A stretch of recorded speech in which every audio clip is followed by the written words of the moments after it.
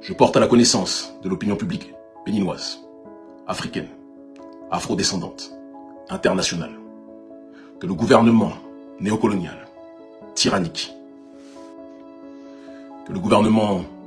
comme je le disais, tyrannique, prédateur économique, dirigé par le président Patrice Talon, vient de franchir les limites de l'infamie en faisant kidnapper de manière brutale une mère de famille qui se trouve être mon ex-compagne, Ogunro Benziki, connu sous le nom de Natou Pedrosa Kombi.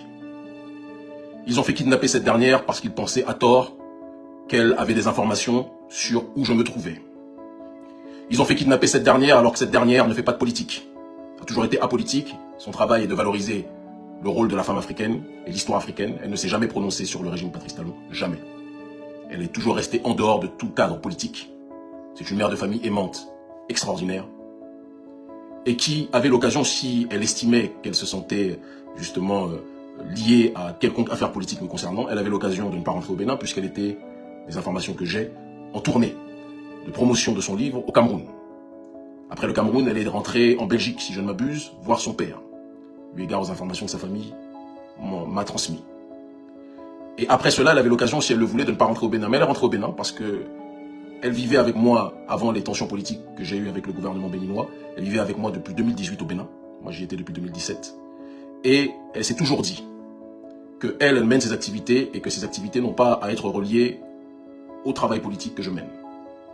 Et lorsque nous nous sommes séparés, à aucun moment, elle ne s'est dit qu'elle pouvait être persécutée parce qu'elle se dit que le gouvernement béninois, quand bien même le monde entier sait que c'est un régime liberticide et qui persécute son peuple, mais elle ne pouvait pas penser que le gouvernement béninois allait l'attaquer à l'aveugle, puisque nous sommes séparés. Elle a été kidnappée,